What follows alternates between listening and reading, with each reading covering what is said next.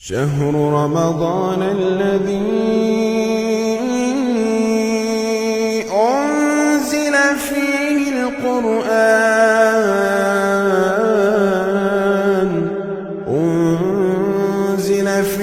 القرآن هدى للناس وبينات من الهدى والفرقان. السلام علیکم ورحمۃ اللہ وبرکاتہ. اعوذ باللہ من الشیطان الرجیم. بسم اللہ الرحمن الرحیم. قال الملأ الذین استکبروا من قومه لنخرجنک یا شعیب والذین آمنوا معك من قریتنا او لتعودن فی ملتنا قال اولو كنا کارہین. 9ویں پارے کی تفسیر کا خلاصہ پیش کیا جا رہا ہے. بہت ہی اہم مباحث ہیں جنہیں انتہائی غور سے سننے کی ضرورت ہے. حضرت شعیب علیہ السلام اور ان کی قوم کا ذکر چل رہا ہے. یہ قوم شرک کے ساتھ ساتھ ایک اخلاقی بیماری، اقتصادی بیماری میں مبتلا تھی. پیسہ پورا لیتی تھی اور ناپ تول کم کرتی تھی. یعنی یہ تطفیف کی بیماری میں مبتلا تھی. ایک چیز ذہن نشین کریں کہ جیسے شراب ام الخبائث ہے کہ آدمی شراب پی لے تو کچھ بھی کر سکتا ہے، اس لیے کہ جب اس کا دماغ ہی قابو میں نہیں ہے، مرڈر بھی کر سکتا ہے، کسی نالے میں گر سکتا ہے، کسی کو برا بھلا کہہ سکتا ہے، ہر گناہ کر سکتا ہے، اس لیے کہ اس کا دماغ قابو میں نہیں ہے. اسی وجہ سے اسے ام الخبائث کہا جاتا ہے. ایسے ہی تمام امراض روحانیہ میں سب سے بدترین مرض شرک ہے. یہ جب آدمی کی زندگی میں آ جاتا ہے تو یہ مقناطیس کی طرح ہوتا ہے، تمام برائیوں کو اپنی طرف کھینچ لیتا ہے. اسی وجہ سے تمام انبیاء کرام کا مقصد اولین لوگوں کے سامنے دعوت توحید کو پیش کرنا تھا. اب انہوں نے توحید پیش کی اور ان کے اس عمل بد سے روکا کہ بھئی پیسہ پورا لیتے ہو، ناپ تول بھی پورا دو. کہنے لگے. اچھا، اس میں یہ کہا گیا کہ جو ان کے شہر کے بڑے لوگ تھے، الملو means strong man, strong people جو ہوتے ہیں، وہ جو ہے مالی اعتبار سے، تو ان لوگوں نے، جو بڑے لوگ تھے شہر کے، تکبر سے انہوں نے کہا، دیکھو یہ بات انہوں نے تکبر سے کہی. کیا کہی؟ لَنُخْرِجَنَّكَ يَا شُعَيْب، اے شعیب ہم تجھ کو اور تیرے اوپر ایمان لانے والوں کو اپنے شہر سے نکال باہر کریں گے. لَنُخْرِجَنَّكَ يَا شُعَيْبُ وَالَّذِينَ آمَنُوا مَعَكَ مِنْ قَرْيَتِنَا، تیرے ساتھ جو ایمان لے آئے ہیں ان کو اور تجھے ہم اپنے گاؤں سے، اپنے ٹاؤن سے نکال پھینکیں گے. ایک آپشن یہ چاہتے ہو نکال باہر کریں تم کو. دوسرا آپشن او لتعودن فی ملتنا، ہمارے مذہب میں واپس آ جاؤ. یہ دو آپشنز رکھے گئے. جواب دیکھیے، اللہ تبارک و تعالی نے حضرت شعیب علیہ السلام اور ان کے اوپر ایمان لانے والوں کے جواب کو نقل فرمایا ہے. جواب کیا دیا؟ قد افترينا على الله كذبا ان عدنا في ملتكم بعد اذ نجانا الله منها وما يكون لنا ان نعود فيها الا ان يشاء الله ربنا وسع ربنا كل شيء علما على الله توكلنا ربنا افتح بيننا وبين قومنا بالحق وانت خير الفاتحين. یہ پوری آیت ہے. ہم اس کے ایک ایک جملے کی تشریح کرنا چاہیں گے, تفسیر کرنا چاہیں گے. کہا گیا کہ ہمارے مذہب میں واپس آ جاؤ. جواب دیکھیے, اگر ہم تمہارے مذہب میں لوٹ گئے, ان عدنا فی ملتکم, آدھا یعودو مس لوٹنا, اگر ہم تمہارے مذہب میں لوٹ گئے تو ہم اللہ کے اوپر جھوٹ باندھنے کے گناہ کے مرتکب ہوں گے. غور سے دیکھیں, ایک آدمی کو معلوم ہوا کہ یہ جتنے لوگ ہیں سب شرک کرنے والے ہیں, اور شرک یہ سب سے بڑا گناہ ہے. معلوم ہو گیا, یا انہیں معلوم ہو گیا کہ یہ باطل چیز ہے.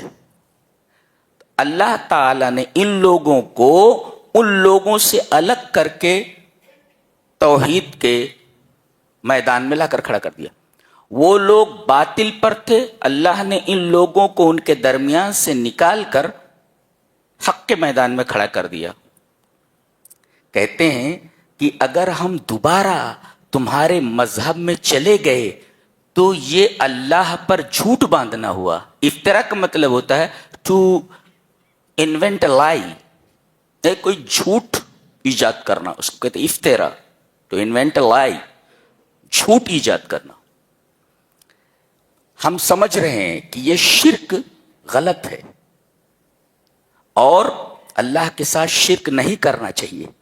اب اگر ہم دوبارہ توحید سے نکل کر تمہارے ساتھ شرک کرنے لگے تو گویا کہ ہم نے باطل کو حق مان لیا, اور یہ مانا کہ اللہ کا شریک جائز ہے, اور اللہ کا شریک کوئی ہے, اس کو ماننا یہ دنیا کا سب سے بڑا افترا ہے. یہ مطلب اس کا اللہ پر جھوٹ باندھنا ہے. کوئی کہے کہ اللہ کا کوئی شریک ہے, یہ سب سے بڑا جھوٹ ہے جو اللہ کے اوپر باندھا جا رہا ہے. تو اگر ہم توحید کے بعد دوبارہ تمہارے ساتھ آ جائیں اور شرک کرنے لگیں تو گویا کہ ہم مان رہے ہیں کہ اللہ کا کوئی شریک ہے. ہاں, اور اللہ کا کوئی شریک ہے یہ ماننا, یہ اللہ کے اوپر سب سے بڑا جھوٹ باندھنا ہوا. جھوٹی بات ہے یہ, اللہ کو کوئی شریک ہے ہی نہیں. اگر ہم مانے تو گویا کہ ہم جھوٹ باندھ رہے ہیں اور جھوٹی چیز کو مان رہے ہیں. یہ مطلب وہ پہلے جملے کا. قد افترینا علی اللہ کذبا ان عدنا فی ملتکم, اگر ہم تمہارے مذہب میں لوٹے تو ہم اللہ پر افترا کرنے والے ہوئے. جی, ایک بعد اذ نجانا اللہ منہا, جبکہ اللہ تبارک و تعالی نے ہمیں تمہارے مذہب سے نجات دے دیا ہے, شرک کے مذہب سے, باطل کے مذہب سے نجات دے دیا ہے. اب نجات دینے کے بعد دوبارہ اس میں جانا یہ اللہ کے اوپر افطرا ہے. اچھا, یہ پہلا جملہ ہے. دوسرا جملہ, وما یکون لنا ان نعود فیہا الا ان یشاء اللہ. بالکل مایوس کر دے رہے ہیں یہ ان بڑے لوگوں کو جن کا مطالبہ یہ تھا کہ تم ہمارے مذہب میں لوٹاؤ. بالکل مایوس کر دے رہے ہیں. مایوس کیا کر دے, وما یکون لنا, یہ تعبیر کہاں آتی ہے؟ هذا لا يمكن ان يكون, it is not for us. G, it is impossible for us, ہمارے لیے ناممکن ہے. تو ما یکون جہاں آتا ہے, کانا کے بعد ل جہاں آتا ہے, وہاں مطلب یہ ہوتا ہے it is not for us. هذا لا يمكن ان يكون, یہ ہو ہی نہیں سکتا, یہ ہو ہی نہیں سکتا. دیکھو, ما یکون لنا, یہ ہو ہی نہیں سکتا کیا, ان نعود فیہا, کہ ہم تمہارے مذہب میں لوٹ آئیں. یہ دیکھو, یہ دوسرا جملہ ہے. اچھا, اب اس کے بعد استثناء کر رہے ہیں, الا ان یشاء اللہ ربنا, مگر یہ کہ اللہ چاہے. اب یہاں سوال پیدا ہوتا ہے, کیا نبی بھی شرک کر سکتا ہے؟ کیا نبی بھی شرک کر سکتا ہے؟ یہ مطلب نہیں ہے اس کا. اس کا مطلب ہوتا تعلیق بالمحال. جیسے کہا جائے کہ یہ لوگ جنت میں داخل نہیں ہو سکتے جب تک کہ اونٹ سوئی کے ناکے سے نہ نکل جائے. اب ظاہر ہے کہ اونٹ کہیں سوئی کے ناکے سے نکل سکتا ہے؟ جی، یہ تعلیق بالمحال ہے. یعنی جیسے اونٹ سوئی کے ناکے سے نہیں نکل سکتا، سوئی کے ناکے سے اونٹ کا نکلنا محال ہے، ایسے ہی ان لوگوں کا جنت میں جانا محال ہے. یہ تعلیق بالمحال بولتے ہیں اس کو. جیسے اللہ تعالیٰ سے اسی بارے میں آگے ہے، حضرت موسیٰ علیہ السلام نے کوہ طور پر مطالبہ کیا، رب ارنی انظر الیک. اللہ اکبر، اے میرے رب تو اپنے آپ کو دکھا، میں تجھے دیکھنا چاہتا ہوں. رب ارنی انظر الیک قال لن ترانی، تم نہیں دیکھ سکتے، ہرگز نہیں دیکھ سکتے، ہرگز نہیں دیکھ سکتے. پھر اللہ تبارک و تعالیٰ نے کہا کہ میں اپنی تجلی اس پہاڑ کے اوپر ڈال رہا ہوں، فَإِنِ اسْتَقَرَّ مَكَانَهُ فَسَوْفَ تَرَانِي، اگر یہ پہاڑ میری تجلی کو برداشت کر سکا اور ٹھہر گیا تو تم مجھے دیکھ لو گے. وہ ٹھہرے گا نہیں اور تم دیکھ بھی نہیں سکتے. یہ ہے تعلیق بالمحال. میری تجلی پڑنے کے بعد اگر پہاڑ اپنی جگہ ٹھہر جائے، فَإِنِ اسْتَقَرَّ مَكَانَهُ فَسَوْفَ تَرَانِي، you can see me، تم دیکھ سکتے ہو مجھے. لیکن سوال یہ کہ تجلی ڈالنے کے بعد پہاڑ اپنی جگہ ٹھہرے گا؟ سوال ہی پیدا نہیں ہوتا. اللہ نے اپنی تجلی ڈالی، پہاڑ ریزا ریزا ہو گیا. یہ ہے. تو یہاں بھی ایسے کہا گیا ہم نہیں لوٹ سکتے مگر یہ کہ اللہ چاہے. اللہ چاہے. اللہ کے چاہنے کا مطلب ایک اور مثال سے سمجھاتا ہوں. اس اگلے جملے کو ملا لیں اس کے ساتھ تو واضح ہو جائے گا. دیکھو، مگر یہ کہ اللہ چاہے، بہت باریک مبحث ہے یہ، اچھی طرح سمجھو. مگر یہ کہ اللہ چاہے، اس کو دوسرے جملے سے ملاؤ آگے. ربنا وسع رب الا ان یشاء اللہ ربنا وسع ربنا کل شیء علما، ہمارے رب کا علم تمام چیزوں کو حاوی ہے. یعنی ہمارا رب ہر چیز کا علم رکھتا ہے. اب الا ان شاء اللہ کا مطلب کیا ہوا؟ اللہ کو یہ علم ہے کہ ہماری نیتیں کیسی ہیں، ہمارے ارادے کیسے ہیں. ہماری نیت یہ ہے کہ ہم توحید پر قائم رہیں. جی، ہماری نیت یہ ہے کہ ہم حق کے اوپر قائم رہیں. اللہ تبارک و تعالیٰ کو یہ بات معلوم ہے، لہذا اللہ تبارک و تعالی ہماری نیتوں کی وجہ سے اپنا کرم ہمارے اوپر کرے گا کہ ہمیں شرک کی طرف نہیں لوٹنے دے گا. یہ مطلب ہوا الا ان یشاء اللہ کا. مطلب اگر اس کو اگلے جملے سے ملا لیں، جی وسع ربنا کل شیء علما، اللہ تبارک و تعالی ہماری نیتوں کو جانتا ہے، ہمارے ارادوں کو جانتا ہے. کیا کہ ہم توحید سے پھرنا نہیں چاہتے. تب جب ہماری نیت یہ ہے کہ ہم توحید سے پھرنا نہیں چاہتے تو اللہ تبارک و تعالی کا لطف و کرم یہ ہوگا کہ اس کی مشیت یہ ہوگی کہ ہمیں شرک کی طرف نہ جانے دے، شرک میں ملوث نہ کرے. یہ مطلب ہے. اور وسع ربنا کل شیء علما کا ایک مطلب اور بھی ہے بڑا اچھا سا. کیا؟ ہمیں معلوم نہیں لیکن اللہ کو یہ علم ہے. کیا؟ کہ یہ لوگ کہتے ہیں کہ ہم تم کو اس شہر سے نکال دیں گے اگر تم نے ہمارے مذہب کو دوبارہ قبول نہیں کیا. اللہ کو علم ہے اس بات کا. ہو سکتا ہے کہ اس کے علم میں یہ ہو کہ ان کو نکال باہر کرے اور ہمیں یہاں قائم رکھے. اور وہی ہوا. یہ کہہ رہے تھے تمہیں اپنے شہر سے نکال دیں گے. اللہ تبارک تعالیٰ نے کہا تمہارے شہر کو بھی یہاں سے نکال دیتا ہوں اور تم کو بھی یہاں سے نکال دیتا ہوں. دو باتیں بولے تھے، تم کو نکال دیں گے اپنے شہر سے. اللہ نے فرمایا نہ تم رہو گے نہ تمہارا شہر رہے گا. اللہ اکبر. روکٹے کھڑے ہو جائے. آگے وہی بات کہے گی. پہلے یہ دعا دیکھ لیتے ہیں. اللہ توکلنا، ہم نے اللہ ہی پر توکل کیا ہے. اللہ پر توکل کیا ہے، ایسا نہیں کہا، اللہ ہی پر توکل کیا ہے۔ تقدیم الجار والمجرور یفید الحصر، اللہ جار اور اللہ مجرور، اسم الجلالہ مجرور، تو جار مجرور کو مقدم کر کے تخصیص پیدا کی گئی۔ ہم نے اللہ ہی پر توکل کیا۔ کیا مطلب اللہ پر توکل کرنے کا؟ اے فوزنا امورنا الی اللہ وحدہ، ہم نے اپنے تمام معاملات کو اللہ کے حوالے کر دیا ہے، یہ اور یہی مطلب ہے لا حول ولا قوت الا باللہ کا۔ علی اللہ توکلنا کا کیا مطلب ہوا؟ لا حول ولا قوت الا باللہ۔ حول کا مطلب پھرنا، تحول من حال الی حال، ہم معصیت سے طاعت کی طرف، گناہ سے نیکی کی طرف، مرض سے صحت کی طرف، غریبی سے امیری کی طرف نہیں پلٹ سکتے اگر تو نہ چاہے۔ ایک یہ مطلب ہوا۔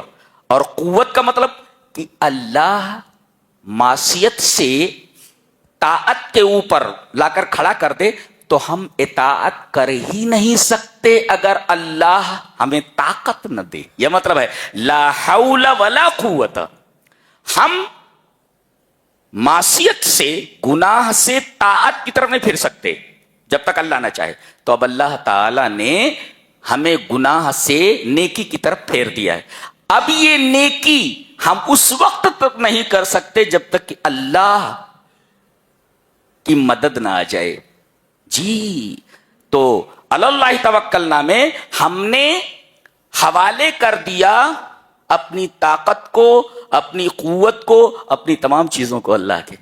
یہ مطلب ہے اللہ توکلنا، یعنی ہم نے اپنے تمام کاموں کو صرف اللہ کے حوالے کر دیا ہے۔ ہم ایک حالت سے دوسرے حالت کی طرف نہیں پھر سکتے جب تک کہ اللہ نہ چاہے، اللہ کی مدد ہو۔ اور طاعت کی طرف آ گئے تو طاعت نہیں کر سکتے جب تک کہ اللہ کی مدد نہ آ جائے۔ ھذا معنی علی اللہ توکلنا۔ اب آخری دعا دیکھو، ربنا افتح بیننا و بین قومنا، اے ہمارے رب ہمارے درمیان اور ہماری قوم کے درمیان فیصلہ کر دے۔ افتح کا مطلب ہوتا ہے اقضِ، اسی وجہ سے یمن والوں کی زبان میں فتاح قاضی کو کہا جاتا ہے۔ قاضی کو کیا بولتے ہیں؟ فتاح۔ فتاح کا مطلب کھولنے والا، وہ کھول دیتا ہے کہ یہ حق ہے یا باطل ہے۔ بھئی دو آدمی آئے، ایک آدمی کہتا ہے میں حق پر ہوں، دوسرا آدمی کہتا ہے کہ میں حق پر ہوں۔ اب دونوں اپنے اپنی دلیلیں پیش کرتے ہیں، پھر یہ قاضی فیصلہ کرتا ہے تو بات کھل جاتی ہے کہ یہ حق کے اوپر ہے اور یہ باطل کے اوپر ہے۔ تو افتح کا مطلب ہوتا ہے، اور عجیب بات یہ ہے کہ پورے قرآن حکیم میں واردت مادۃ فتح فی 38 موضعا، یہ لفظ فتح کھول دے، فیصلہ کر دے، 38 جگہوں پر آیا ہے۔ 38 جگہوں پر آیا ہے، جی 38 جگہوں پر آیا ہے۔ تو فیصلہ کر دے ہمارے درمیان، کون حق پر ہے اور کون باطل پر ہے، تو فیصلہ کر دے۔ جیسے جج فیصلہ کرتا ہے کہ یہ حق ہے اور یہ باطل ہے، ایسے ہی فیصلہ کر دے کہ فمن کان محقا فانصرہ، جو حق پر ہے اس کی مدد فرما، ومن کان بخلاف ذلک فجازہ ان یستحق، اور جو حق کے اوپر نہیں ہے اسے وہ جس سزا کا مستحق ہے اس کو وہ سزا دے۔ یہ مطلب ہے ربنا افتح بیننا و بین قومنا کا۔ جی جو حق پر ہے تو اس کی مدد فرما، اور جو حق کے اوپر نہیں ہے اے ہمارے رب اس کو وہ سزا دے جس کا وہ مستحق ہے۔ یہ مطلب ہوا ربنا افتح بیننا و بین قومنا کا۔ اور آخر میں تعریف کی گئی وانت خیر الفاتحین، سب سے بہترین فیصلہ کرنے والا تو ہی ہے۔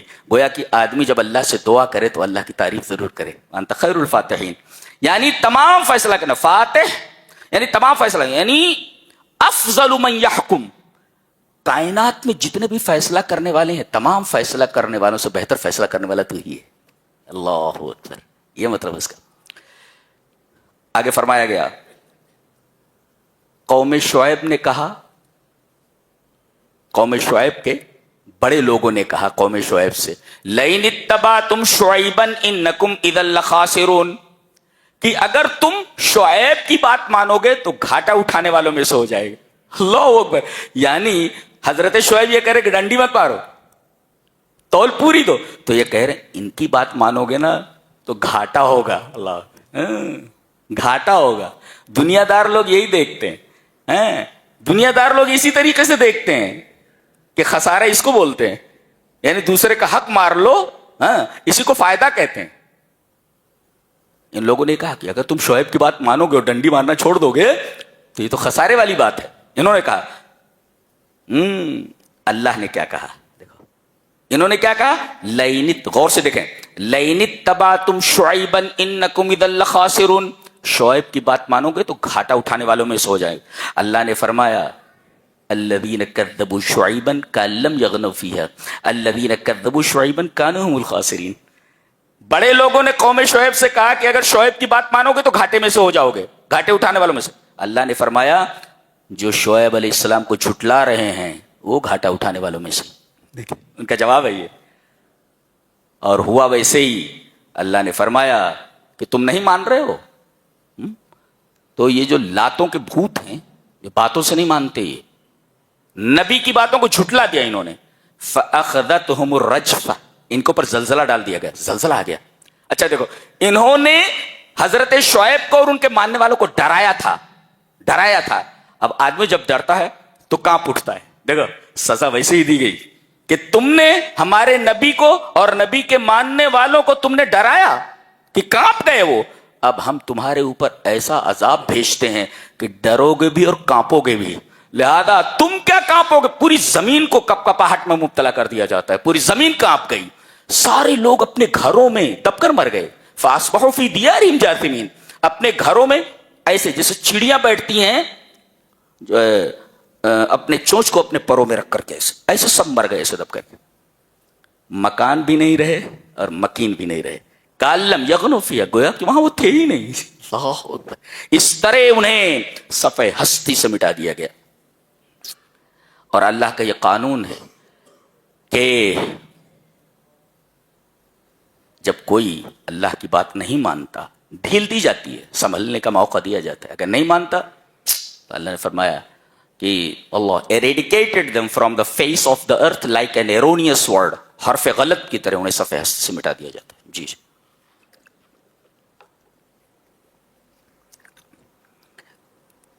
मिट गए सबके सब। सबक क्या मिला, सबक ये मिला कि अल्लाह और उसके रसूल की बातों को मानने में दरेग न करो, हिचकिचाहट न करो। जितना तुम उनके पैगाम को ठुकराओगे उतने ज्यादा जलील होगे, उतने ज्यादा अल्लाह तबारक तआला के अजाब के दायरे में आओगे। आज वही हाल है पूरी दुनिया में, सब अल्लाह और उसके रसूल के पैगाम से दूर है। जी अच्छा, एक कानून बताया जा रहा है। अल्लाह फरमाता है जब पैगंबर हमारी बात अपनी उम्मत के सामने रखता है और वो मानते नहीं तो हम बासा और जर्रा उनके ऊपर डाल देते हैं। जी, बासा का ताल्लुक होता है ऐसी परेशानी जिसका ताल्लुक बदन से हो, और जर्रा का मतलब ऐसी परेशानी जिसका ताल्लुक माल से हो। यानी आदमी बीमार हो जाता है और इसी तरीके से आदमी के माल में नुकसान होता है। तो जो मेरे नबी के पैगाम को झुटलाता है हम उसे बासा और जर्रा में मुब्तला कर देते हैं। बासा और जर्रा डाल दे। बासा का मतलब सेहत में नुकसान, बदन में नुकसान, और जर्रा माल में नुकसान। अब देखो, अब ये अजाब डालने के बाद आदमी नहीं मानता, फिर एक और कानून है अल्लाह का, फिर हम इनके ऊपर खुशहाली भेज देते हैं। अल्लाह, अगर अदाब भेजने के बाद कौम नहीं सुधरती तो दूसरी चीज लाई जाती है, खुशहाली ले आई जाती है। तो कहने लगते हैं लोग, अरे ये तो जमाने के इनकलाबात हैं, कभी अमीरी है, कभी गरीबी है, कभी सेहत है, कभी मरज है, जी कभी अच्छाई है, कभी बुराई है, कभी कहीं खुशी है, कहीं गम है। ये तो इनकलाबात हैं जमाने के। देखो मुसीबत आई थी, अब देखो खुशहाली आ गई। लेकिन इस खुशहाली में जब वो महव हो जाते हैं, ये दूसरा जो मेथड अप्लाई किया गया, दूसरा तरीका अप्लाई किया गया, खुशहाली के बाद भी नहीं माने तो फ़अख़ज़नाहुम बग़्ततन वहुम ला यशऊरून, फिर हम इनको अचानक पकड़ लेते हैं। اور ان کو صفحہ ہستی سے مٹا دیا جاتا ہے، اچانک پکڑ لے۔ ایک حدیث ہے کہ موت الفجأۃ راحۃ للمؤمن واخذۃ اسف للفاجر، مومن آدمی کے لیے، نیک آدمی کے لیے اچانک موت یہ راحت ہے، آرام ہے، اور برے آدمی کی اچانک موت یہ اللہ کی پکڑ ہے۔ یہ ہاں، اگر ایکسیڈنٹ ہو گیا، مر گیا، اچانک مر گیا ہو، مکان گر گیا اچانک مر گیا ہو، تو کہا گیا اچانک اگر موت آتی ہے مومن کی تو اس کے لیے راحت ہے، اور اگر بدکار آدمی کی آتی ہے تو اس کے لیے اللہ کی پکڑ ہے۔ یہ حدیث حاضر الحدیث و مصحح و مضاعف، یہ حدیث بعض لوگوں کے نزدیک ضعیف ہے اور بعض لوگوں کے نزدیک صحیح ہے۔ علامہ البانی نے صحیح الجامع کے اندر اس حدیث کو صحیح کہا ہے، صحیح الجامع میں لائے ہیں جی۔ تو یہ ایک قانون ہے اللہ تبارک تعالیٰ کا، پہلے عذاب نازل کرتا ہے، نہیں مانتے، پھر خوشحالی لا دیتا ہے، اور خوشحالی کے بعد بھی نہیں مانتے تو اللہ تبارک تعالیٰ پکڑ لیتا ہے ان کو، اور ایسے وقت میں عذاب آتا ہے کہ آدمی کو سنبھلنے کا موقع نہیں دیا جاتا۔ جی کھیل رہے ہوتے ہیں عذاب آ جاتا ہے، سوئے ہوئے ہیں عذاب آ جاتا ہے، آدمی اٹھ کر بھاگ نہیں سکتا، جی کھیل میں مشغول ہے آدمی، غفلت کا وقت ہے، سویا ہوا ہے، غفلت کا وقت ہے، اللہ تبارک تعالیٰ غفلت کے وقت میں ان کو پکڑتا ہے تاکہ انہیں سنبھلنے کا موقع نہ دیا جائے۔ اور آخر میں کہا گیا افامنوا مکر اللہ، افامنوا مکر اللہ، کیا یہ لوگ بے خوف ہو گئے ہیں اللہ کے مکر سے، اللہ کی خفیہ تدبیر سے؟ وعن ابن عباس رضی اللہ تعالی عنہما ان رسول اللہ صلی اللہ علیہ وسلم كان متكئا فدخل عليه رجل فقال ما الكبائر؟ قال الشرك بالله والإياس من روح الله والامن من مکر اللہ۔ یہ ابن ابی حاتم لائے ہیں اور علامہ البانی اسے سلسلہ صحیحہ کے اندر آئے ہیں، حدیث صحیح ہے۔ حضرت ابن عباس فرماتے ہیں کہ ایک آدمی نبی کریم صلی اللہ علیہ وسلم کے پاس آیا اور آپ ٹیک لگائے ہوئے بیٹھے تھے، ٹیک لگائے ہوئے، کانا متقین، آپ ٹیک لگائے ہوئے تھے، فدخل علیہ رجل، ایک آدمی آیا، کہا کہ ایک سوال کرنا ہے، کہا کہ پوچھو، کہا کہ مل کبائر، بڑے بڑے گناہ کیا ہیں، بڑے بڑے خطرناک گناہ کون سے؟ آپ نے فرمایا بنیادی طور پر 3 گناہ ہیں، ایک الشرک باللہ، ایک، اور دوسرے الایاس من روح اللہ، اللہ تبارک و تعالیٰ کی رحمت سے مایوس ہو جانا۔ آدمی کتنا ہی گنہگار کیوں نہ ہو جائے، اگر وہ اللہ کی رحمت سے مایوس ہو جائے تو یہ بہت بڑا گناہ ہے۔ گویا وہ یہ سمجھ رہا ہے کہ میرے گناہ اتنے بڑے ہیں کہ اللہ کی رحمت اس سے بڑی نہیں ہو سکتی، یہ اللہ تبارک تعالیٰ کی رحمت کی توہین ہے۔ لہذا آدمی کو کبھی بھی اللہ کی رحمت سے مایوس نہیں ہونا چاہیے۔ اللہ کے رسول نے فرمایا 3 چیزیں کبیرہ گناہوں میں سے ہیں، کیا؟ ایک شرک باللہ، اللہ کے ساتھ شرک کرنا، دوسرے الایاس من روح اللہ، اللہ تبارک و تعالیٰ کی رحمت سے مایوس ہو جانا۔ کوئی یہ سمجھے میں نے اتنے گناہ کیے ہیں، اللہ مجھے کیسے معاف کرے گا، یہ اللہ کے رحمت کی توہین ہے۔ کوئی بھی گناہ اللہ کے رحم سے بڑا نہیں ہو سکتا، یہ یاد رکھو۔ اور تیسرے والامن من مکر اللہ، اللہ تبارک و تعالیٰ کے مکر سے بے خوف ہو جانا۔ جیسے فَإِذَا أَذْنَبْتَ ثُمَّ رَأَيْتَ اللَّهَ يَزِيدُكَ فِي النِّعَمِ فَاعْلَمْ أَنَّ ذَلِكَ اسْتِدْرَاجٌ، کہ آپ گناہ پر گناہ کرتے چلے جا رہے ہیں اور اللہ تمہاری نعمتیں بڑھاتا جا رہا ہے، تم گناہ کرتے جا رہے ہو اور اللہ تمہاری نعمتیں بڑھاتا جا رہا ہے، تو سمجھو کہ یہ ڈھیل دی جا رہی ہے۔ جی جیسے وہ چارہ لگا ہوا ہوتا ہے کانٹے میں، جی جیسے مچھلی اس کو پکڑتی ہے تو آدمی ڈور کو ڈھیلا چھوڑ دیتا ہے۔ تو اگر یہ دیکھو کہ تم گناہ کر رہے ہو اور گناہ کے بعد بھی تمہاری نعمتیں، تمہاری آمدنیاں بڑھتی جا رہی ہیں، سمجھ لو کہ یہ ڈھیل دی جا رہی ہے، اچانک پکڑ لیے جاؤ گے، اور ایسے پکڑ لیے جاؤ گے کہ تمہیں سنبھلنے کا موقع نہیں دیا جائے گا۔ جی قرآن یہی ساری چیزیں بتاتا ہے کہ اپنی زندگی سدھارو، یہ سسٹم آف لائف ہے، سسٹم آف لائف۔ جی اللہ اکبر۔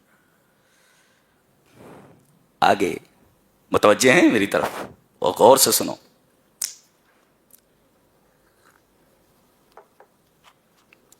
مل گیا ہوں غنیمت جانو۔ تو یہاں حضرت موسیٰ علیہ السلام اور فرعون، ان دونوں کا واقعہ چل رہا ہے. فرعون نے تمام جادوگروں کو بلایا کہ موسیٰ سے مقابلہ کرنا ہے. موسیٰ بہت بڑا جادوگر ہے، لہذا تم لوگ جمع ہو جاؤ اور موسیٰ سے ایک میدان میں مقابلہ کرنا ہے. ٹائم متعین ہو گیا.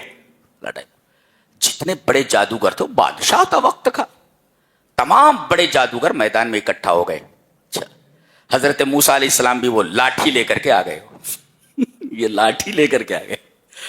یہ بنی اسرائیل بہت بدماش قوم تھی، اسی وجہ سے اللہ تبارک تعالیٰ نے اس نبی کو لاٹھی دے کر کے بھیجا تھا تاکہ ان کا دماغ درست کرتا رہے، کا دماغ درست کرتا رہے. لاٹھی دے کر بھیجا گیا تھا جی. جیسے بکریاں ادھر ادھر بھاگنے لگتی ہیں تو چرواہا ڈنڈا لے کر کے دوڑتا ہے، اب بکریاں سیدھی ہو جاتی ہیں. ایسے ہی یہ قوم بہت بدماش تھی، اسی وجہ سے اللہ تبارک و تعالیٰ نے ایسا پیغمبر بھیجا تھا. بہت جلالی پیغمبر تھا، ہاں بہت جلالی پیغمبر تھا، اور ڈنڈا دے کر بھیجا گیا تھا. سدھارو ان کو. میدان میں اتارا ہے. ایک مفسر بڑی عجیب بات لکھتا ہے، کہتا ہے کہ جادوگروں کو اس نے بلایا اور حضرت موسیٰ علیہ السلام آئے. فرعون بھی محتاج ہے اور جادوگر بھی محتاج ہے. اللہ اکبر. ہاں، فرعون اگر محتاج نہ ہوتا تو حضرت موسیٰ علیہ السلام سے خود مقابلہ کرتا. جادوگروں کو بلا کر حضرت موسیٰ علیہ السلام کے مقابلے میں کھڑا کرنے کی کیا ضرورت تھی؟ اور جو محتاج ہو وہ کبھی بھی رب نہیں ہو سکتا. اور یہ کیا بولتا تھا؟ انا ربکم الاعلی. اچھا، تو یہ محتاج تھا جادوگروں کا، اور محتاج یہ معبود نہیں ہو سکتا. اور یہ جو ہے جادوگر جن کو موسیٰ کے مقابلے میں لائے، یہ بھی محتاج تھے. کیسے؟ وجاء السحرۃ فرعون، جادوگر فرعون کے پاس آئے. قالوا، کہا، ان لنا لاجرا ان كنا نحن الغالبین، اگر ہم موسیٰ کے اوپر غالب آ گئے تو پیسے ویسے ملیں گے. ارے یہ بھی محتاج ہے. اگر یہ اتنے بڑے جادوگر تھے تو یہ مٹی کو سونا بنا دیتے تھے. یہ آ کر فرعون سے پیسے مانگنے کی کیا ضرورت تھی؟ اس کا مطلب یہ سب ڈھونگ ہے سب. اسی وجہ سے آپ دیکھیں گے کہ پیر کی تعویذوں سے اور پلیتوں سے مرید ایک سائیکل نہیں خرید پاتا، لیکن مریدوں کے نذرانوں سے پیر صاحب کے بنگلے بنے ہوئے ہیں اور بڑی بڑی کاروں میں گھوم رہے ہیں. یہ حال ہے. یہ جادوگر دونوں محتاج ہیں. فرعون بھی محتاج ہے اور یہ جادوگر بھی محتاج ہے. خود مقابلہ نہیں کر سکتا، جادوگروں کو بلایا. محتاج جادوگر آئے، کہا ان لنا لاجرن، پیسہ ویسا ملے گا، ان كنا نحن الغالبین، اگر ہم غالب. یہ بھی محتاج ہے. تم اتنے بڑے جادوگر ہو، مٹی کو سونا بنا لو نا، عیش کرو، یا پیسے مانگنے کی کیا ضرورت؟ دونوں محتاج. اور عجیب بات تو یہ، ایک محتاج دوسرے محتاج کا سہارا لے رہا ہے. میرا انگریز ساتھی تھا، وہ کہتا تھا اگر پیسہ جب میں نے I am out of pocket, یہ نہیں بولتا تھا میرے پاس پیسے نہیں ہیں، I am out of pocket, میرے پاس پاکٹ ہی نہیں ہے. پاکٹ تو ایک تہی دس کو کیا دیتا ہے؟ ایک خالی ہاتھ کو کیا دے گا؟ یہ دونوں کے دونوں محتاج ہیں. اور ایک بچے کو میں نے عربی میں بولتے ہوئے سنا، بچہ ہے، کہنے لگا، یہ کہتا تھا انا ربکم الاعلی، میں تمہارا سب سے بڑا رب ہوں. لیکن بعد میں پتا چلا کہ اس کو تیرنا نہیں آتا تھا. اللہ اکبر. سمجھے کچھ؟ ہاں، بچہ کیا بولا؟ یہ کہتا تھا میں تمہارا سب سے بڑا رب ہوں، انا ربکم الاعلی، لیکن بعد میں پتا چلا کہ اس کو تیرنا نہیں آتا تھا. بحر قلزم میں ڈوب گیا. یہ رب ہے، اس کو تیرنا نہ آتا ہو وہ رب بنا ہوا ہے. انا ربکم الاعلی. اللہ، بہت پیاری بات کی اس بچے نے. اچھا، بہرحال مقابلہ ہوا. جادوگروں کو معلوم تھا کہ ہم کیا ڈال رہے ہیں، اور موسیٰ کو معلوم ہے کہ موسیٰ کیا ڈال رہے ہیں. انہوں نے جو ڈالا وہ صرف فریب نظر تھا، آنکھوں کا دھوکہ تھا. ایسا لگتا تھا لوگوں کی نگاہوں میں کہ رسیاں چل رہی ہیں، حالانکہ وہ چل نہیں رہی تھی. جی، رسیاں پڑی ہوئی تھیں، ایسا لگتا تھا جیسے سانپ چل رہے ہوں، لیکن وہ صرف فریب نظر تھا. لیکن حضرت موسیٰ علیہ السلام نے جب عصا کو ڈالا تو وہ سچ مچ اژدہا بن گیا تھا. دیکھیے، جادو جو ہوتا ہے فریب نظر ہوتا ہے، اور معجزہ جو ہوتا ہے حقیقت ہوتا ہے. اس میں ٹوٹل چینجنگ ہو جاتی ہے. اس میں سچ مچ وہ لاٹھی سانپ بن گئی ہے. اب دیکھا انہوں نے بڑے بڑے جادوگر تھے، بڑے بڑے جادوگر تھے، سمجھ گئے کہ ہم نے جو کچھ پیش کیا ہے وہ کھیل ہے، موسیٰ نے جو پیش کیا ہے وہ حقیقت ہے۔ جادو کے ماہر تھے وہ، سمجھ گئے وہ، اور سمجھنا تھا فَأُلْقِيَ السَّحَرَةُ سَاجِدِينَ، سب سجدے میں چلے گئے۔ اللہ سدھرنے کے لیے، ٹرننگ پوائنٹ کے لیے ایک وقت نہیں ہوتا، ایک معمولی چیز آدمی کو سدھرنے پر مجبور کر دیتی ہے۔ دیکھا یہ جو ڈالا ہے اس نے یہ ریئل ہے، ہم لوگوں نے جو ڈالا سب فیک ہے۔ فَأُلْقِيَ السَّحَرَةُ سَاجِدِينَ قَالُوا آمَنَّا بِرَبِّ الْعَالَمِينَ۔ اللہ اکبر، ایک ہے توحید الوہیت اور ایک ہے توحید ربوبیت۔ توحید الوہیت کا اظہار انہوں نے اعضا و جوارح سے کیا، سجدے میں گر گئے۔ یہ توحید الوہیت کا اقرار ہے بدن سے، توحید الوہیت کا اقرار ہے، عملی اقرار ہے۔ اور کہا قالو، کہا آمنا برب العالمین، یہ زبان سے اقرار ہے اللہ کی ربوبیت کا۔ دیکھیے تو توحید الوہیت کا اعتراف عمل سے، سجدے میں گرنا عمل ہے نا، اور آمنا برب العالمین کہنا ربوبیت کا اقرار زبان سے کیا، سب مسلمان ہوئے۔ مفسر لکھتا ہے کانو فی اول النہار سحارا وفی آخر النہار شہدا، دن کے شروع میں یہ جادوگر تھے، یہ لوگ جادوگر تھے، اور دن کے آخر میں سب شہید ہو گئے۔ اللہ، کوئی نیکی کرنے کا موقع ہی نہیں ملا، ڈائریکٹ شہید، کلمہ پڑھے ڈائریکٹ شہید، اور شہید ڈائریکٹ جنت میں ہوتا، اس کے لیے برزخ نہیں ہوتا جی۔ اللہ تبارک و تعالیٰ اس کی روح کو جنت میں سب پرندوں کے کالم میں ڈال دیتا ہے، یہ خصوصی اور اسپیشل ٹریٹمنٹ ہوتا ہے ان کے ساتھ شہداء کے لیے جی۔ اب جیسے ہی ایمان لائے، ابھی تو معاملہ الٹا پڑ گیا، کہنے لگا یہ کیا ہو گیا، تو معاملہ الٹا پڑ گیا۔ لائے تھے موسیٰ کو نیچا دکھانے کے لیے، یہ تو موسیٰ غالب آ گئے اور ہم ذلیل ہو گئے، کہیں حکومت ہاتھ سے نہ نکل جائے۔ کہنے لگا او لگتا ہے تم لوگوں نے مکاری کی ہے، ان ھذا لمکر مکرتموہ فی المدینۃ، یہ تم لوگوں نے کوئی مکاری کی ہے، لگتا ہے ان جادوگروں سے مل گئے ہو، اے جادوگروں تم لگتا ہے کہ موسیٰ سے مل گئے ہو۔ اس طریقے کی باتیں لوگوں میں پھیلاتے ہیں حقیقت سے دور کرنے کے لیے، جو برسر اقتدار لوگ ہوتے ہیں۔ اچھا کہ یہ مکاری ہے، لگتا ہے تم موسیٰ سے مل گئے تھے، ایسا ہے تو اب سزا تمہاری، لو قطعن ایدیکم وارجلکم من خلاف، تو تمہارے ہاتھوں کو تمہارے پیروں سے، بڑی عجیب و غریب سزا ہے یہ جی۔ یہ سزا کی تکلیف دینے کی آخری ڈگری ہے جی۔ داہنا ہاتھ کاٹ دینا، بایاں پیر کاٹ دینا، پھر بایاں ہاتھ کاٹ دینا، پھر داہنا پیر کاٹ دینا، اور پھر سولی پر لٹکا دینا، لٹکے رہو، خون گرتا رہے گا، پورے بدن سے خون رس رس کر کے نیچے گر جائے گا۔ بتایا گیا، جانتے ہو سزا کیا دوں گا؟ یہی دوں گا میں، ہاتھ اور پیروں کو خلاف سے کاٹ دوں گا، پھر ثم لأصلبنکم اجمعین، پھر تم کو کھجور کی شاخوں کے اوپر، کھجور کے اوپر تم کو سولی دے دی جائے گی، لٹکا دیا جائے گا تم کو۔ دیکھو ابھی تک تو یہ پیسے مانگ رہے تھے، پیسوں کی فرق پڑی تھی، شرک پر تھے تو صرف پیسے کی پڑی ہوئی تھی، اور جب توحید زندگی میں آ گئی تو جان کی پرواہ نہیں رہی۔ اللہ اکبر، یہ ہے توحید۔ توحید کا نشہ دیکھ رہے ہیں آپ، توحید کسے کہتے ہیں؟ خوش ہو جاؤ کہ اللہ تبارک و تعالیٰ نے آپ کو توحید سے نوازا ہے، یہ دولت ایسے نہیں ملتی ہے، دیکھو جان قربان کر دینی پڑی ان کو اپنی سزا معلوم ہے تمہارے ساتھ کیا ہونے والا ہے، انتہا کر دی ہے برداشت کی انہوں نے، کمال ہے۔ قرآن حکیم سکھاتا ہے کہ توحید کیا چیز ہے اور توحید کتنی عظیم شے ہے، جان دے دی مگر توحید ہاتھ سے نہیں جانے دی، تم تو فری میں مل گئی ہے، فری میں مل گئی ہے یہ چیز، قدر کرو، قدر کرو۔ کہا سزا سن لیے، ہاتھ پیر خلاف سے کاٹ دیے جائیں گے اور سولی دے دی جائے گی۔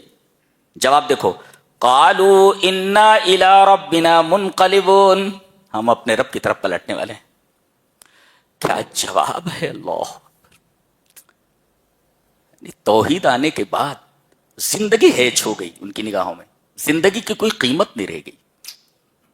موت سامنے رقص کر رہی ہے لیکن انہیں کوئی پرواہ نہیں ہے. جواب دیکھو، قالوا انا الی ربنا منقلبون، ہم اپنے رب کی طرف پلٹنے والے ہیں، اب رب سے ملاقات کرتے ہیں، اب رب سے ملاقات. توحید کیا سکھاتی ہے معلوم ہے آپ کو؟ توحید کو صرف رٹو نہیں، توحید توحید توحید، توحید کو سمجھو. بڑی اچھی اچھی کتاب ہے اس کے اوپر، کتاب التوحید ہے، اردو میں اس کا ترجمہ ہے. عقیدہ تحاویہ ہے، اردو میں ترجمہ ہے، پڑھیے. عقیدہ واسطیہ ابن تیمیہ کی، وہ پڑھیے. اور خاص طور سے سورہ الانعام کا ترجمہ 2-3 بار پڑھو زندگی میں. اور آگے سورہ فاطر آ رہی ہے، ابن عثیمین رحمہ اللہ نے 6 ورق 6-7 صفحے سورہ کی تفسیر تقریباً 200-250 صفحات پر کی ہے اور توحید کو کھول کھول کر بیان کیا ہے. تو 2 سورتیں خاص طور سے پڑھو، ایک سورہ فاطر اور دوسرا سورہ انعام، یہ ضرور پڑھو. اللہ تبارک و تعالیٰ نے سورہ انعام کے اندر 49 ورسز ایسی ہیں، 49 آیتیں ایسی ہیں، 49 آیتیں جو صرف توحید سے بحث کرتی ہیں. اللہ کہہ رہے قالوا انا الی ربنا منقلبون. ایک نقطہ اور ملا، جب تک شرک کے موقع پر ڈٹے ہوئے تھے یہ، تب تک انہیں آخرت کی فکر نہیں تھی. اللہ، اور جیسے ہی توحید ملی انہیں آخرت کی فکر ہونے لگی کہ آخرت ہماری بن جائے. جب تک شرک پر تھے کوشش ہے کہ دنیا بن جائے، ان لنا لاجرن، اور توحید آ جانے کے بعد فکر یہ پڑی کہ آخرت بن جائے. تو توحید اور آخرت دونوں ایک سکے کے 2 رخ ہیں. جہاں توحید آتی ہے وہاں آخرت ضرور آتی ہے، اور اگر توحید آدمی نہ مانتا ہو تو آخرت کو ماننے کا سوال ہی پیدا نہیں ہوتا. جی قالوا انا الی ربنا منقلبون، ہم اپنے رب کے پاس جانے والے ہیں. اللہ، اپنے رب سے ملاقات کرنی ہے ہمیں. موت کیا ہے؟ مر جائیں گے، مرنے کے بعد ہی تو اس تک پہنچنا ہے ہمیں. ٹھیک ہے، ہمیں موت سے کوئی پرواہ نہیں. اور یہ بھی کہہ رہے ہیں وما تنقم منا الا ان آمنا بآیات ربنا لما جاءتنا. اے فرعون، ہم سے جو تو یہ انتقام لے رہا ہے، ہمیں جو سزا دے رہا ہے، صرف اس وجہ سے نا کہ ہم اپنے رب کی آیات پر ایمان لے آئے. ہمارا گناہ یہی ہے. آج دنیا کے تمام مسلمانوں کو یہی سزا دی جا رہی ہے. مسلمانوں سے نفرت نہیں ہے، ان کے پاس جو توحید ہے، ان کے پاس جو قرآن ہے، اس سے پوری دنیا کو چڑ ہے. ہاں، یہ کہہ رہے تو اس وجہ سے ہمیں سزا دے رہا ہے، انتقام لے رہا ہے. الا ان آمنا بآیات ربنا، کہ ہم اپنے رب کی آیات پر ایمان لائے. یہ ہمارا گناہ ہے. اگر یہ گناہ ہے تو بار بار کرنے کے لیے تیار ہیں. اللہ اکبر. اس کے بعد دعا کر رہے ہیں ربنا افرغ علینا صبرا وتوفنا مسلمین. اے ہمارے رب، ہمارے اوپر صبر کو اڈیل دے. اس لیے کہ یہاں صرف صبر سے کام چلنے والا نہیں ہے، اس لیے کہ ہاتھ کاٹا جا رہا ہے. بعض مشینیں ایسی ہوتی تھی، وہ آدمی کو لٹا دیا جاتا تھا اور ایک پیر میں زنجیر باندھ دی جاتی تھی اور دوسرے پیر میں دوسری زنجیر. اس کے بعد مشینوں کو حرکت میں لے آیا جاتا تھا، آدمی بیچ سے 2 ٹکڑے ہو جاتا تھا. ایسی بھی سزا ہے. یہ بڑی خوفناک سزا ہے. دیکھ رہے ہیں موت سامنے ہے لیکن ڈر بالکل نہیں ہے ان کے چہروں کے اوپر. دعا کر رہے ہیں. یہاں یہ نہیں کہا اے اللہ صبر عطا کر دے، نہیں، صبر کو اڈیل دے. اب یہ دیکھو، کوئی چیز بھری ہوئی ہو اس کو پورا اڈیل دیا جائے. اے ہمارے رب، صبر کو ہمارے اوپر اڈیل دے کہ ہم پورا صبر سے نہا جائیں. اس لیے کہ یہاں صبر نہیں، بہت زیادہ صبر کی ضرورت ہے ہمارے رب. ربنا افرغ علینا صبرا وتوفنا مسلمین. اے ہمارے رب، ہمیں صبر عطا فرما اور مسلمان ہو کر موت دے. سیکھو، یہ اصل ہے، یہ اصل ہے کہ مرو تو مسلمان ہو کر کے مرو، حالت ایمان پر مرو، توحید کے اوپر مرو. یہ ہے اصل زندگی اور یہ ہے اصل موت. حقیقی موت یہ ہے کہ آدمی ایمان کے اوپر، اسلام کے اوپر مرے. وتوفنا مسلمین، یہ جادوگروں کی دعا ہے. اب جادوگر نہیں کہہ سکتے ان کو، بہت شہید ہیں یہ. تبھی تو کہا گیا کہ دن کے شروع میں سب جادوگر تھے، سحرہ، وفی آخرہ شہداء. ان کو شہید کر دیا گیا، جنت میں پہنچ گئے. یہ پتہ یہ چلا کہ جب بلائیں اور محن مصیبتیں آئیں تو دو چیزیں آپ اختیار کریں، ایک تو صبر اور دوسرے دعا. یہ ہے سبق.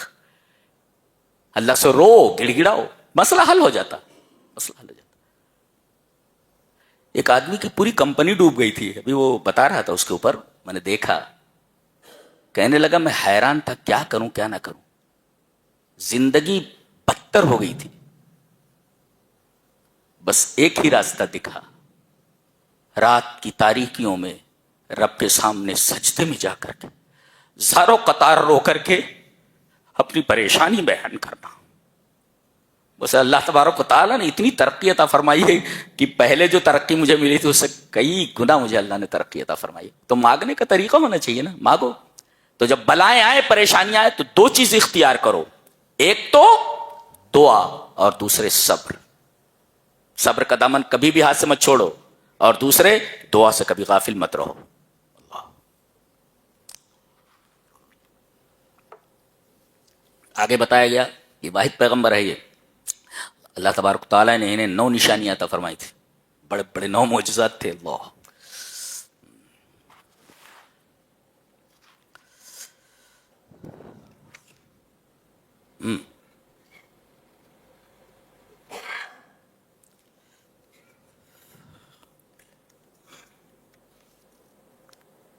ایک بات آگے کہی جا رہی ہے، خوبصورت سی ہے،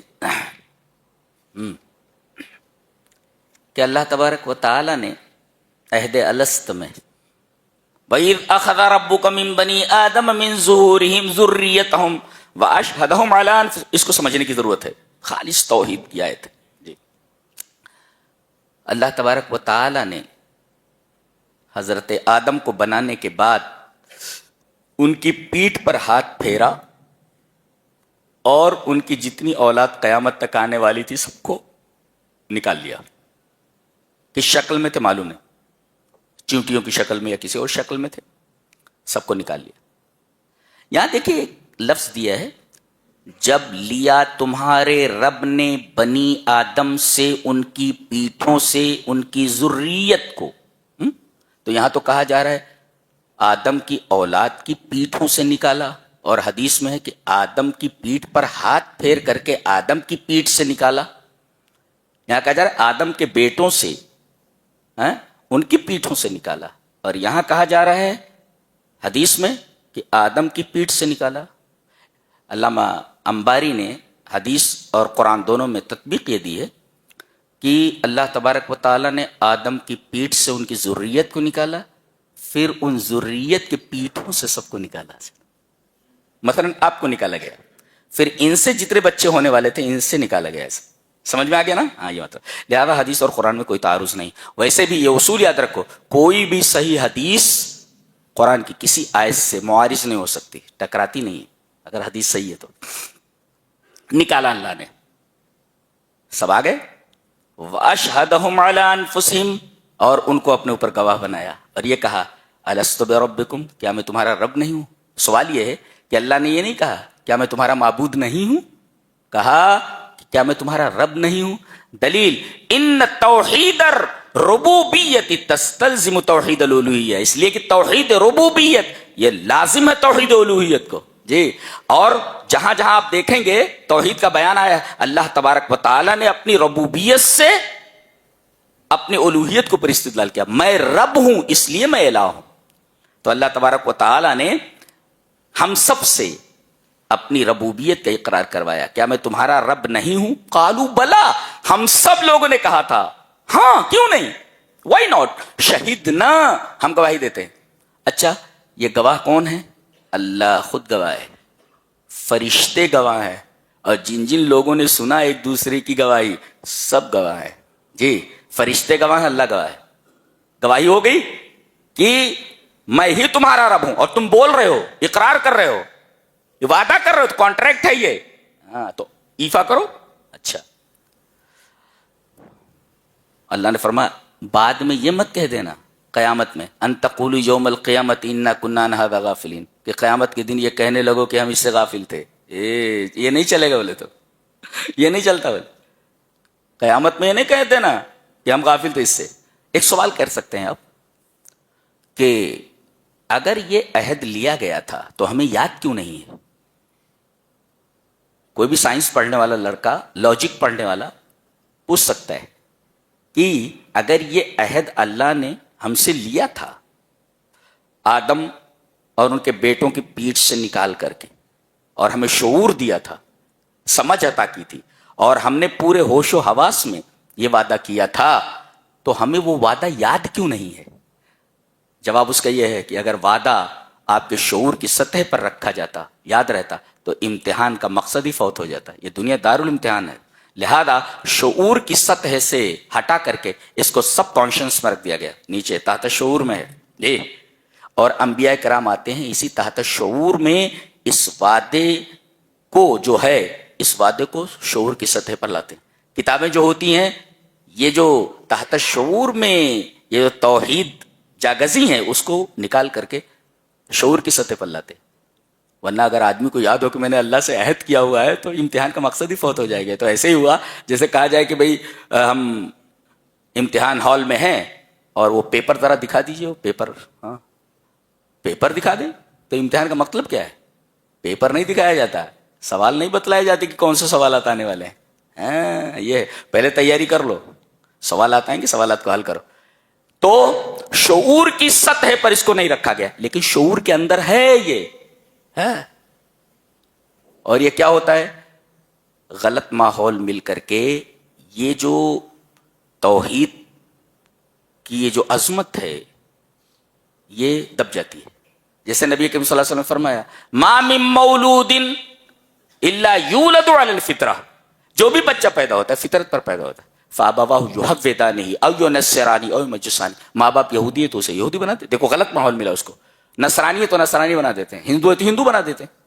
جی تو جیسا ماحول ہوتا ہے اس ماحول میں ڈھال دیتے ہیں اس کو. دیکھو فطرت اس کی یہی تھی توحید، لیکن غلط ماحول میں جا کر کے یہ فطرت دب گئی ہے. کتابیں جو آتی ہیں اور نبی جو آتے ہیں اسی دبی ہوئی فطرت کو اوپر اٹھانے کے لیے، سمجھانے کے لیے آتے ہیں. ہاں تو ہمیں یاد کیوں نہیں ہے؟ ہے وہ تمہارے ذہن میں ہے، فطرت میں ہے، وہ کتابیں آ رہی ہیں، انبیاء آ رہے ہیں سمجھانے کے لیے. جی اور اگر تمہارے شعور کی سطح پر اس کو رکھا جاتا تو امتحان کا مقصد فوت ہو جاتا. جی جی. اچھا دوسرا سوال، ایک ہی ساتھ حضرت آدم کی پوری ذریت کو قیامت تک آنے والے تمام لوگوں کو کیسے نکال لیا گیا؟ ممکن ہے؟ سائنٹیفکلی ممکن ہے؟ بولے ممکن ہے. کیسے؟ جیسے کہتے ہیں کہ بھئی سیمن کے 1 ملی لیٹر کے اندر تقریباً 10 ملین کتنے 10 کروڑ تقریباً اسپرمیٹوزوا ہوتے ہیں، جراثیم 1 ملی لیٹر میں، 1 ml میں. اور مقاربت کرتے وقت منیمم 3 ml کا اخراج ہوتا ہے. کتنے ہو گئے؟ کتنے ہو گئے؟ اللہ اکبر. تو یہ ممکن ہے سائنٹیفکلی بھی کہ ایک ساتھ کسی آدمی سے اس کی پوری ذریت کو نکال لیا جائے. جی غیر سائنٹیفک نہیں ہے. جی آگے فرمایا گیا کہ یہ نہ کہہ دینا قیامت کے دن ہم غافل تھے. او تقولوا انما اشرک آباؤنا من قبل وكنا ذریۃ من بعدهم افتهلكنا بما فعل المبطلون. یہ بھی مت کہنا کہ ہمارے آبا نے شرک کیا، ہم ان کی اولاد تھے. وَكُنَّا ذُرِّيَّةً مِّن بَعْدِهِمْ، ان کے بعد ہم آئے، ہم ان کی اولاد تھے. ہم نے اپنے آبا کو شرک کرتے ہوئے دیکھا، ہم ان کے بعد آئے، ان کے بچے تھے ہم، لہذا ہم اپنے باپ دادا کے طریقے پر چلے. یہ مت کہنا، ہاں یہ مت کہنا. أَفَتُهْلِكُنَا بِمَا فَعَلَ الْمُبْطِلُونَ، تو اے اللہ کیا ہمیں باطل پرستوں کی وجہ سے ہلاک کرے گا؟ ہاں یہ بہانہ نہیں چلے گا. یہ مبتلون لا کر کے بتایا گیا کہ سب سے بڑی باطل چیز شرک ہے.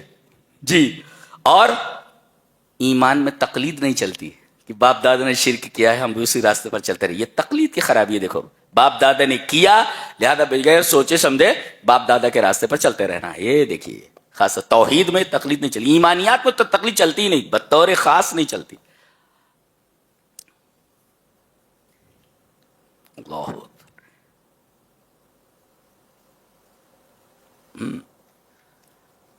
اس کے بعد ایک بتایا جا رہا ہے انسان کی عجیب فطرت ہے یہ کہ شادی کرتا ہے کسی عورت سے تمنا یہ ہوتی ہے کہ بچہ ہو. جی وہی بتایا گیا. والذی خلقکم من نفس واحدہ، نفس واحدہ سے مراد حضرت آدم. وجعل منها زوجہا، زوجہ سے مراد ان کی بیوی حوا. لیسکن الیہا، تاکہ اپنی بیوی سے سکون حاصل کریں. دیکھو بیوی کا تذکرہ جب آتا ہے تو وہاں سکون کا لفظ آتا ہے، اکثر جگہوں پر یہی ہے. گویا کہ بیوی کا فرض یہ ہے کہ شوہر کو سکون پہنچائے. اگر وہ ٹینشن دے رہی ہے تو بیوی نہیں ہو سکتی.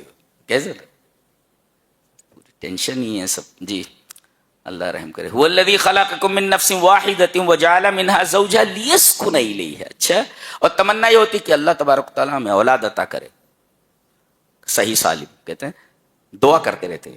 فلما اسقلت، جب حمل ٹھہر جاتا ہے تو دعوا اللہ ربہما، دیکھو مانگ رہے ہیں اللہ سے، حمل ٹھہر گیا اب اللہ سے دعا مانگ رہے ہیں. لئن آتیتنا صالحا لنکونن من الشاکرین، اگر صحیح سالم بچہ تو نے عطا کیا تو ہم تیرے شکر گزار ہوں گے. دیکھو شکر گزار ہوں گے. حمل ٹھہرا ہے، دعا کر رہے ہیں صحیح سالم بچے کی، اور یہ بھی کہہ رہے ہیں کہ ہم شکر گزار ہوں گے. فلما آتاہما صالحا، جب ہم بھلا چنگا بچہ انہیں دے دیتے ہیں تو جعل لہ شرکاء فیما آتاہما، میری اس عطا کے اندر دوسروں کو شریک کرنے لگتے ہیں. فلاں بابا کے مدار پر گئے تھے. بابا کی برکت ہے یہ. لیجیے نام کیا رکھے؟ حسین بخش. حسین بخش، داتا بخش. یہ کیا ہے بھائی؟ یعنی اللہ تبارک و تعالیٰ سے مانگ رہے ہو اور جب بچہ پیدا ہو گیا تو منسوب کر رہے ہو غیر اللہ کی طرف. یہاں سے ملا اور وہاں سے ملا. یہ کیا ہے؟ تو شکر گزار کہاں رہ گئے؟ تم شکر گزار نہیں رہ گئے. اور تم نے وعدہ کیا تھا کہ ہم شکر گزار رہیں گے. جی، اور یہی نہیں بلکہ نام بھی ایسے ایسے رکھتے ہیں، شرکیہ نام ہوتے ہیں. شرکیہ نام ہوتے ہیں.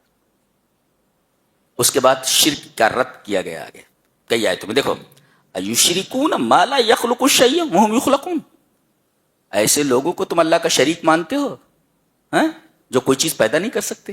لا یخلق شیئا وہم یخلقون، یہ خود پیدا کیے ہوئے. اور جو خود پیدائش کا محتاج ہو تمہیں کیا دے سکتا ہے؟ ایک محتاج کو کیا دے سکتا ہے؟ دیکھو یار اس کو شریک کرتے ہو ایسی چیزوں کو جو کوئی چیز پیدا نہ کر سکے اور جو خود پیدا کیا گیا ہو. جو خود اپنے پیدا ہونے میں دوسرے کا محتاج ہو وہ کسی کو کیا دے سکتا ہے؟ ایک. اور دوسرے ولا یستطیعون لهم نصرا، کسی کی مدد نہیں کر سکتے. اور دوسروں کی مدد چھوڑو، ولا انفسهم ينصرون، اپنی مدد نہیں کر سکتے. ایسے لوگوں سے مانگ رہے. دیکھو ایک طرف سے تردید کی جا رہی ہے. جی وَإِن تَدْعُوهُمْ إِلَى الْهُدَى لَا يَتَّبِعُوكُمْ، اگر تم ان کو ہدایت کی طرف بلاؤ تو وہ تمہیں فالو نہیں کر سکتے. جی اور یہ کہا گیا ان الذین تدعون من دون اللہ عباد امثالکم، اللہ کو چھوڑ کر جن کو تم پکار رہے ہو نا سب یہ تمہاری طرح بندے ہیں اللہ کے. بندہ کیا دے سکتا ہے؟ کیا بات ہے. اور پھر تردید کی الہم ارجل یمشون بہا، کیا ان کے پیر ہیں چلتے ہیں؟ جی کوئی حاجت ان کے سامنے رکھی گئی، پیر ہے ہی نہیں، چلیں گے کیسے تمہاری حاجت پوری کرنے کے لیے؟ ام لہم ایدی یبطشون بہا، کوئی مصیبت آ گئی تو ان کے پاس ہاتھ کہاں ہے کہ اس ہاتھ سے وہ پریشانی دور کر سکیں. ام لہم اعین یبصرون بہا، تم جو دیکھ رہے ہو کیا وہ بھی دیکھ رہے ہو؟ جی ام لہم آذان یسمعون بہا، کیا ان کے ایسے کان ہیں جو سنتے ہوئے یہ سن رہے ہیں کیا؟ پوری تردید کر دی گئی. قل ادعوا شرکاءکم، بلاؤ اپنے تمام شریکوں کو. اللہ چیلنج کر دیا گیا سب کو. اس کے بعد بہت پیاری بات کہی جا رہی ہے، معاشرے کی اصلاح کے لیے سب سے عجیب و غریب آیت ہے یہ.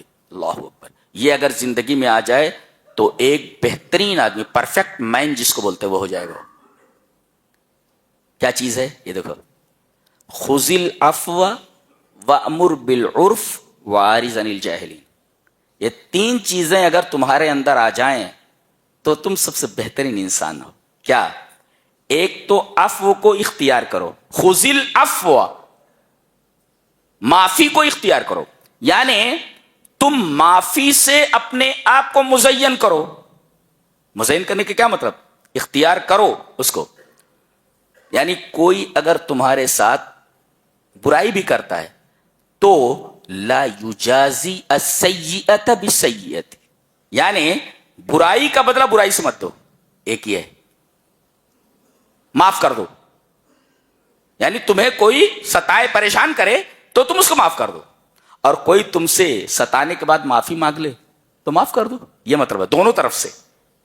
کوئی تمہارے ساتھ برا سلوک کرے تو معاف کر دو, اور اگر برا سلوک اس نے کیا ہے اور آ کر کے آپ سے معافی مانگ رہا ہے تو آپ معاف کر دیں. دیکھو خذ العفو, یہ معاشرے کے لیے بہت بہترین ایک اصول ہے, ایک ضابطہ ہے. اچھا, وامر بالعرف, اور عرف کا حکم دو. عرف کا تو مطلب ہے العرف هو المعروف والمعروف ما عرفہ الشرع, شریعت جس کو جانتی ہو. والمنکر, اس کے مقابلے میں منکر ہے. والمنکر ما انکرہ الشرع, شریعت اس کو ناپسند کرتی ہو وہ منکر ہے, اور شریعت جس کو پسند کرتی ہو وہ ہے عرف معروف.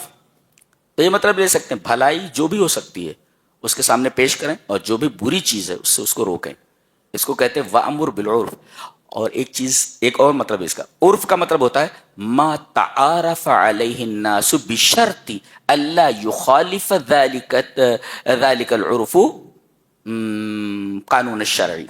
یعنی ایسی چیز جو معاشرے میں اچھی سمجھی جاتی ہے, آپ وہ چیزیں لوگوں کے سامنے پیش کریں اس شرط پر کہ معاشرے کے اندر جو چیز اچھی سمجھی جا رہی ہے وہ اسلام کے کسی قانون کے خلاف نہ ہو. اس لیے کہ ہو سکتا ہے کہ کوئی چیز اچھی لوگوں کی نگاہ میں ہو لیکن وہ اسلام کی نگاہ میں اچھی نہ ہو. اس لیے کہ عقل کا معاملہ کیا ہے, ایک چیز کو آج اچھا سمجھتی ہے اور اسی چیز کو آگے چل کر کے کہتی ہے یہ چیز صحیح نہیں. تو العقل یتغیر, عقل بدلتی رہتی ہے. والشرع ثابت لا يتغیر, شریعت جو ہوتی ہے وہ بدلتی نہیں ہے. جی, تو آپ بدلنے والی چیز کو چھوڑ کر کے جو بدلتی نہیں اس کو پکڑو.